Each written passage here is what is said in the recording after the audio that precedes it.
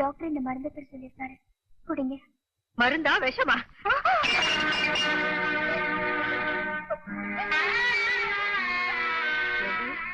விஷத்தை கொடுத்து ஒரேடியா அனுப்பிடலான்னு பாக்குறியா? ஆவி நல்லா இருந்த என்ன இப்படி படுக்க வச்சுட்டேடி. நான் இப்படி ஆகணும்னு எந்த கோயிலடி போய் வேண்டிக்கிட்டேன்? என்னத்த இப்படி எல்லாம் பேசுறீங்க? நீங்க நல்லபடியா குணமாகணும்னு தான் நான் வேண்டிக்கிட்டேன். இத பாரு, நீ எனக்கு நல்லது செய்யறதா இருந்தா முதல்ல இந்த வீட்டை விட்டு போயிடு. நீ மூச்சுல முழிக்காம இருந்தாவே என் வியாதி தானா சரியாயிடு. ஐம் சாரி மிஸ்டர் சேகர், நீங்க கேட்ட அளவுக்கு லோன் தர நம்ம கம்பெனி ரூல்ஸ்ல இடம் இல்ல. சார், நான் எப்படி எங்க அம்மாவை காப்பாத்தி ஆகணும்? ப்ளீஸ். உங்க பொசிஷன் எனக்கு புரியுது, பட் உங்களுக்கு ஹெல்ப் பண்ண முடியாத நிலைமையில இருக்கேன். வேற வழியே இல்லையா? ஒரே ஒரு வழிதான் இருக்கு. நீங்க உங்க வேலையில இருந்து வாலண்டரி ரிட்டையர்மெண்ட் வாங்கிட்டீங்கன்னா அந்த தொகை உங்களுக்கு கிடைக்கும். என்னடா முட்டாள்தனமா பேசுற? நீ எதுக்காக உன்னுடைய உத்தியோகத்தை ராஜினாமா பண்ணணும்? ஆமாப்பா, அம்மாவோட ஆபரேஷனுக்கு பணம் கிடைக்கணும்னா இதை தவிர ஒரு வழியே இல்லை. உன்னுடைய உத்தியோகத்தை ராஜினாமா பண்ணிட்டா உன்னையே நம்பி உன் பொண்டாட்டி பிள்ளை எல்லாம் இருக்காங்களே, என்ன செய்வாங்க? இல்லப்பா, இப்ப என் யோசனை எல்லாம் அம்மாவை பத்தி தான்.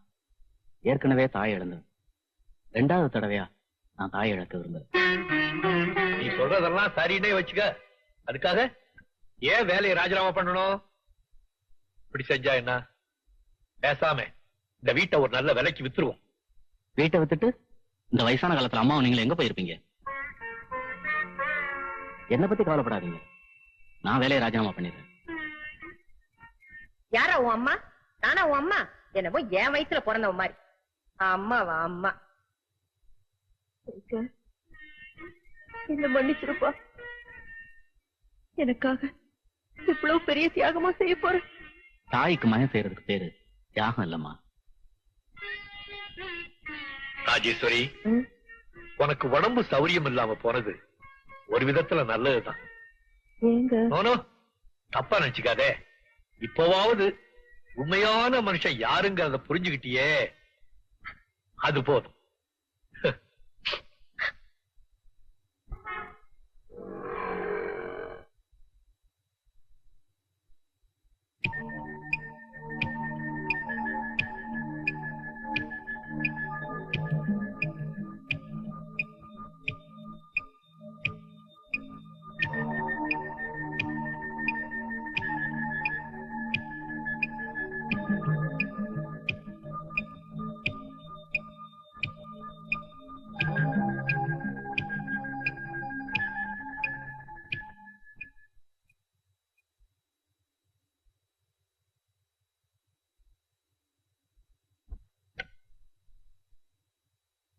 டாக்டர், டாக்டர் எப்படி இருக்கு? She is all right. இன்னும் 1 மணி நேரம் கழிச்சு பாக்கலாம். நான் போய் பார்த்துட்டு வரேன். பார்த்துட்டு வரேன்டா. அப்புறம் பார்க்கலாம். உட்காருங்க. ஆண்டவரே, ஆண்டவரே.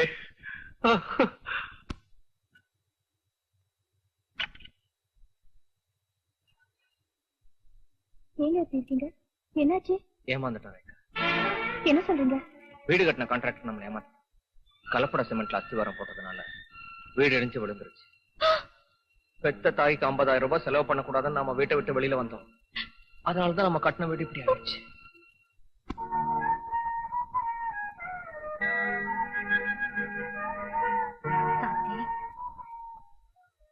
இந்த ஜென்மத்துல பாவம் செஞ்சா அடுத்த பிறவில சிரமப்படுவோம்னு சொல்லுவாங்க. இப்பெல்லாம் பாவத்துக்கான பலனை அந்தந்த பிறவிலே அனுபவிச்சிடுறோமா? இப்ப எதுக்குமா இதெல்லாம் பேசுறீங்க? மனசை போட்டு வருத்திக்காம ரெஸ்ட் எடுக்கணுமா? இல்லப்பா சேகர், எந்த காலால சாந்தி ஏற்றி உதச்சனோ அதே காலுக்கு ஆண்டவன் தண்டனை கொடுத்துட்டான். அப்படின்னு சொல்லாதீங்க அத்தை. எல்லாம் நல்லபடியா முடிஞ்சிருச்சு. மனசுல எதையும் வச்சுக்காதீங்க. Good morning doctor. Good morning mister Sekar. உங்க மதரோட மெடிக்கல் ரிப்போர்ட் எல்லாம் பார்த்தேன். She is perfectly all right. But one thing, அவங்க 4 மாசம் நல்லா ரெஸ்ட் எடுக்கணும். இன்னைக்கே உங்க அம்மாவை நீங்க வீட்டுக்கு கூட்டு போலாம். Thank you doctor. It's okay. வீட்டுக்கு போறதுக்கு ஏற்பாடு பண்றேன்னா? நான் வீட்டுக்கு வரணும்னா ஒரு கண்டிஷன். சொல்லுங்க அத்தை. முதல்ல அந்த கீதா வீட்டை விட்டு வெளியே போகணும். அந்த தரித்திரம் பிடிச்ச வந்ததுனாலதான் எனக்கு இப்படி எல்லாம் ஆயிடுச்சு. இனிமே அவன் நேல் கூட என் மேல படக்கூடாது. உன் மனசுல என்ன நினைச்சிட்டு இருக்க? குளிக்கிறதுக்கு பாத்ரூம்ல வெந்நீர் வைக்க சொன்னா கொதிக்க வச்சிருக்கே. என் உடம்பெல்லாம் வெந்து போகணும் தானே நினைச்சேன். இல்லம்மா, நீ எப்பவும் நேரம் கழிச்சுதானே குளிப்ப. குளிர்ல தண்ணி ஆறிட போதுன்னு தான் அப்படி வச்சேன். ஏம்மா எதுக்கு எடுத்தாலும் குத்தம் கண்டுபிடிக்கிறேன். செய்யறதெல்லாம் செஞ்சுட்டு நான் குத்தம் கண்டுபிடிக்கிறேன் பாரு. ஐயோ.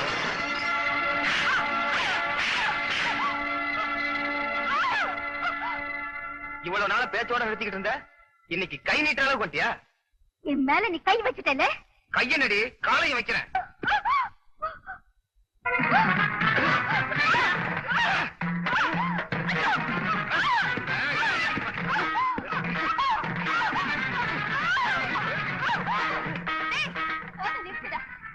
இப்பவே நான் போலீஸ்க்கு போறேன்.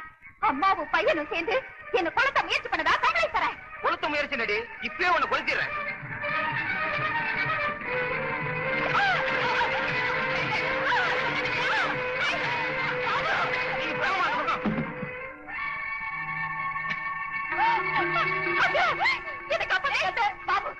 முதல்ல என்ன படுத்துட்டு அப்புறமா அவளை படுத்து.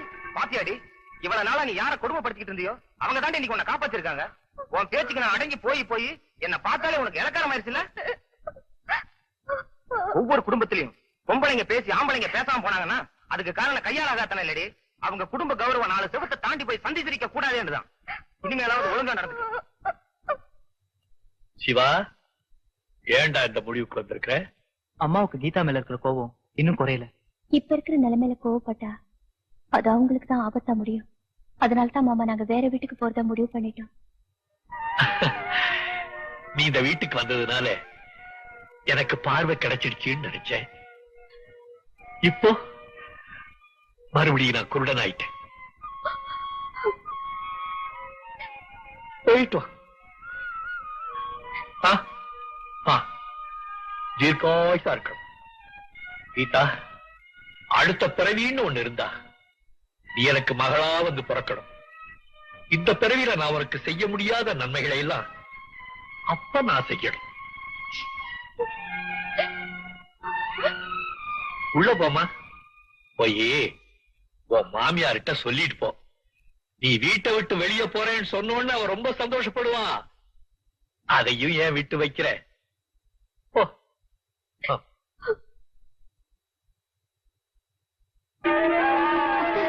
இல்ல, நீ என் காலை தொடக்கூடாது. ராஜேஸ்வரி, சின்னவங்க பெரியவங்க காலை தொட்டு கும்பிட்டா சின்னவங்களுக்கு புண்ணியம்னு சொல்லுவாங்க.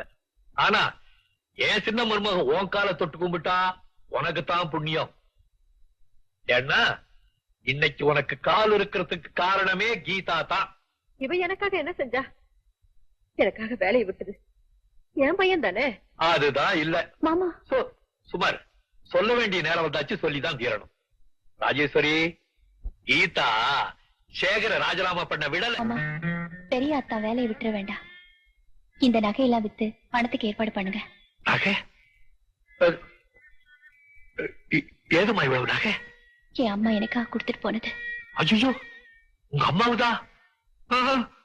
வேண்டாமா. இல்ல மாமா, என் அம்மா அப்பா 2 பேரையும் நான் சின்ன வயசா இருக்கிறப்பவே இழந்துட்டேன். இப்ப எனக்கு அப்பா அம்மா எல்லாமே நீங்களும் அத்தையும் தான். அத்தை என்ன மகளா நினைக்கல, ஆனா நான் உங்களை அம்மாவா தான் நினைக்கிறேன். வேண்டாங்க அதிக மாமா, வாங்கிக்கோங்க. சரிம்மா, கொடு. ஆனா ஒரு கண்டிஷன், நான் என்னைக்காவது இத திருப்பி கொடுத்தேன்னா நீ மறுக்காம வாங்கிக்கணும். சரி மாமா, ஆனா இந்த விஷயம் அத்தைக்கு தெரிய வேண்டாம். ஏன்னா என் நகையை வித்துதான் அவங்களுக்கு ஆபரேஷன் நடக்க போகுதுன்னு தெரிஞ்சதுன்னா கோவத்துல அவங்க சம்மதிக்க மாட்டாங்க. யாருக்குமே இந்த விஷயம் தெரிய வேண்டாம். நான் என்ன சொல்லுவேன்? ஆமா கீதா, இப்போ கடவுள் என் முன்னால தோன்றி உனக்கு என்னடா வரவேன்னு கேட்டா நான் என்ன சொல்லுவேன் தெரியுமா? ஆண்டவனே, ஒரு நிமிஷம் எனக்கு கண்ணை கொடு, என் சின்ன மருமகளை பார்க்கணும்னு சொல்லுவேன். தான் செஞ்ச நல்ல காரியத்தை கூட கீதா யார்கிட்டயும் சொல்ல வேணாம்னு சொல்லிட்டான். இப்ப மட்டும் என்ன, உனக்கு அவன் மேல பாசம் வரணுங்கிறதுக்காக நான் சொல்லல. அவ வேற வீட்டுக்கு போறேங்கிறா. போகும்போதாவது மனப்பூர்வமா ஆசீர்வாதம் பண்ணி அனுப்பு. இல்லைங்க, கீதாவை போன்னு சொல்லி என்னால ஆசீர்வாதம் பண்ணி அனுப்ப முடியாது. அவ என்னைக்கும் இந்த வீட்டுலதான் இருக்கணும்.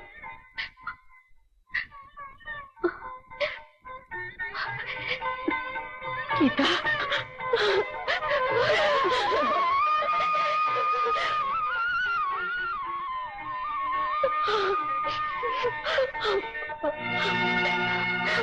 அம்மா அம்மா எங்களை மன்னிச்சிருங்கம்மா. உங்களை மன்னிக்கிறதா? நான் சாவர நிலைமையில இருக்கும்போது என்னை விட்டுட்டு போனவங்க தானே நீங்க. உங்களுக்கு மன்னிப்பே கிடையாது. அப்படி எல்லாம் சொல்லாதீங்க அத்தை. ஏதோ தெரியாம செஞ்சுட்டாங்க, அவங்கள மன்னிச்சு நீங்க ஏத்துக்கணும். ரேகா ரேகா, சாந்திக்கு எவ்வளவு கொடுமை பண்ணிருப்ப. அவளுடைய பெருந்தன்மையை பாத்தியா? ராஜேஸ்வரி, கொடுமைப்பட்டவளே மன்னிச்சுட்டா, உனக்கு என்ன? இப்போ உன் 2வது மருமகளை கொடுமைப்படுத்த ஆரம்பிச்சிடாதே. பெருந்தன்மையா மன்னிச்சுடு. சரிங்க. எங்களை மன்னிச்சிருங்க அத்தை. உங்க எல்லாருக்கும் சொல்றேன், நம்ம குடும்பம் நல்லபடியா இருக்கணும்னா ஒவ்வொரு மாமியாரும் வீட்டுக்கு வர்ற மருமகளை தன்னுடைய மகளா நினைச்சா போதும். மட்டும் இல்ல மாமா, எல்லா மருமகளும் தன்னோட மாமியார தாயா நினைக்கணும். யாரு மாப்பிள்ளைங்களா? ஆமா மாமா. உங்க சம்சாரம் வரலீங்களா? வந்திருக்கேப்பா. அடே, என்னது? நீ பக்கத்துல இருக்கும்போது உன் புருஷன் பேசிட்டாரு. இப்ப லதா தெரிஞ்சுட்டா மாமா. காலையில எந்திரிச்சு எனக்காக காபி எல்லாம் போட்டு கொடுக்குறானா பாத்தீங்களா? ஐயோ, என்னது நடக்க கூடாதுலாம் நடக்குது. ராஜேஸ்வரி, என்னங்க ராஜேஸ்வரி, என்னங்க ராஜேஸ்வரி, சொல்லுங்க. அடி சக்க, நான் உன்னை ராஜேஸ்வரின்னு கூப்பிடணும், என்னங்கன்னு நீ வாய் நிறைய கேட்கணும்னு என் வாழ்க்கை பூரா ஆசைப்பட்டேன். யாசை நிறைவேறிச்சு, கதை முடிஞ்சு போச்சுடும்.